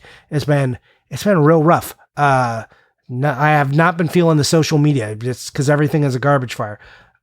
You can find me on Instagram, Johnny_Iucci. That's IUCCI. That's how you spell the last name. And Tyler, where can we find you? Also on Instagram, YouTube, probably video game stage. I'm having a great time documenting some Genesis variants with all my people there. Are you guys actually doing that right now? Yeah, the Genesis variant thread has been pretty active, and we're we're getting the band together. I'm opening up sealed games. People are showing me all sorts of stuff I haven't seen before. It's great. Do you know Daddy Mulks? Yeah, Daddy Mulks has been he's been finding new, like, really, he's going like deep. He's like opening up boards and being like, so the general audiences one, according to the PCB revision, came out after the ESRB variant, and that doesn't make sense. Is the general audiences one a mistake? Because the ESRB should be the first print. And I'm like, dude, you were going too deep for me. I don't know. I wonder if the boards were like they just had old boards at that factory that were already printed, right? But the date code, I think, is on the ROM chip. Maybe, I don't know. Maybe the ROM chip. But is the ESRB like, does that, like, the rating doesn't show up on the game, so there's no rating programmed into the game. It's just a cosmetic item on the box. Yeah. Well, it's also on the cartridge, but but again, that's a cosmetic item. You could have, like I'm saying, you could have all the boards pre-printed, and then like if you just have a stock of old boards, that's how it would happen. Genesis, don't try to look into Genesis variants. If you are looking into Genesis variants, please come to Video Game Sage, where we've got a great thread and a great spreadsheet. But oh my god, what a nightmare! Yeah. And I just mentioned him specifically because he's like, Johnny's cardboard box videos from years ago were a huge first step in documenting a lot of this stuff. So he was giving props to you for being a Genesis pioneer. Yeah, thanks, thank you, man. But I'll tell you guys in the world. And I've said it before, Genesis collecting, as far as like the variance and the inconsistency, is a nightmare. Tyler, I know you just experienced this yourself. You can open 2 games that look identical, same print, like same factory, everything. Open them up and they will be different on the inside. This happens. It's not like rare that it happens. It just happens with some regularity. And Tyler, this just happened to you, right? So, yeah. So, a lot of EA Sports games have the EA first round limited edition, and the serial numbers go up into the tens of thousands. There are tons of these quote unquote first print limited editions, and the serial numbers either have no letter or they have letters from like A through M. So I had a serial number in the C's and a serial number in the J's of the first round limited edition of what was it, NBA Showdown 94, and one of the inserts was different. There was a POG on one insert, and there was no POG on the other insert, and the folder was folded one way in the first one, and folded kind of backwards in the second one. Minor differences no one should care about, but they're the first round limited edition of the same game. Crazy. Yeah, so, Genesis is crazy. So here's how that happens. So remember, Nintendo was a big evil overlord that like was very strict about the regulations and like what kind of carts you could do. Genesis had to cut deals with third parties and say you can kind of do whatever you wanted. They also gave more freedom to their factories and everything. So it just was not as regimented. So, you know, that same kind of precision control did not happen game to game. So you will like, there are mistakes that happen in Nintendo games where there's like differences from factory to factory and print to print. But in Genesis, you can be in the same print, get the same different thing. I remembered I opened up like 3 games, found that out, and I think they were all EA games. Maybe, and that's the problem. And I was just like, nope, I'm over this. But I had like 2 Castlevania games that were the same too. And like everything is the same, and they came with different inserts, and I was pretty sure like they were original owners, both of them, and like brand new. And I was just like, nope, this is this is impossible. You can't do it. There will never be consistent information, and you will always just be arguing with someone who remembers it differently or says differently. So I'm not going to do this. Yep. But I'm curious to see what variants you guys are finding, so I'm going to pop in there now. All right, that's it for the show today. Also, remember that just because Stefan isn't here doesn't mean he doesn't exist. Find him on the Art of NP, because that's where he likes to be most of the time, on Twitter, and as Archon1981 here on Instagram. I say here on Instagram like this is where we host the show. Yeah. Anyways, that's that. And let's see, do we have anything else to announce, Tyler? Any Patreon news you want to pop out? We got the Patreon going on, which we don't, so don't look for it. No, but we did have, oh man, I didn't write his name down. I forgot it. But we did have someone who like dolled up a server. I had a really bad version. So we do have a server coming on for Discord that will be part of it, I think. And I think a precursor to that is I might do a claim sale, just with some extra stuff since I can't go to a convention because I have to pay all the yearly fees for all the stuff, and that comes out of my pocket. So I'm not e-begging yet, but maybe you guys want to buy my doubles and support the show that way.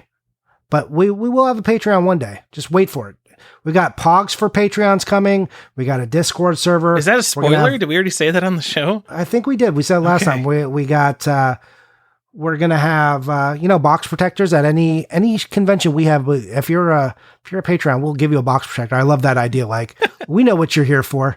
I just think that's funny.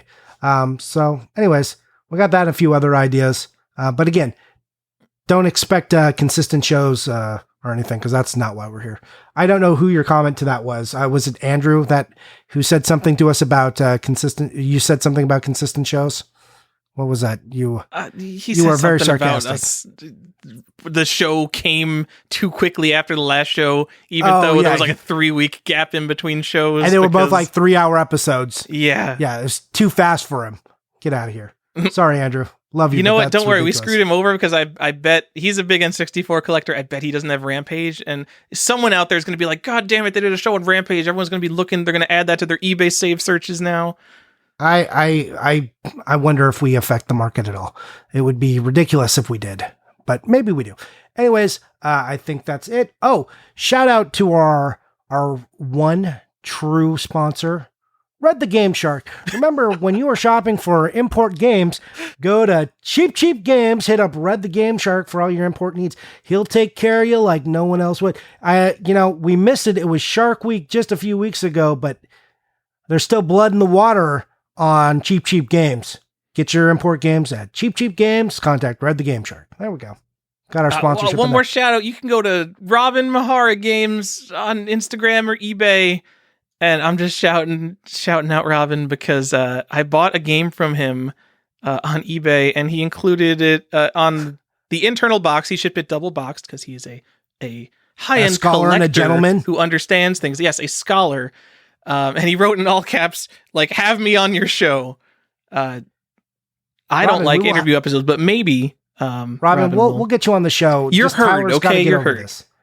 Like, this is a Tyler problem. You notice there's a correlation of interview episodes dying and Tyler joining the show. Oh, that's me. We did have that one Harry Potter lady on. Which I did. That's such a dismissive way to say it. I'm so sorry. I should quickly edit in her name there. It's all the pretty books on Instagram. Her name is Carly. Same as my wife, but hers is with a Y. Very nice lady. So anyways, that's it for the show. 4 more minutes. We can hit 2 hours, Johnny. Oh, I'm sure we could put some filler in there. Remember, we got the intro. All right. That you still got to do. So, or that I got to do. One of the two. We'll get there. Don't worry. All right. That's it. Bye.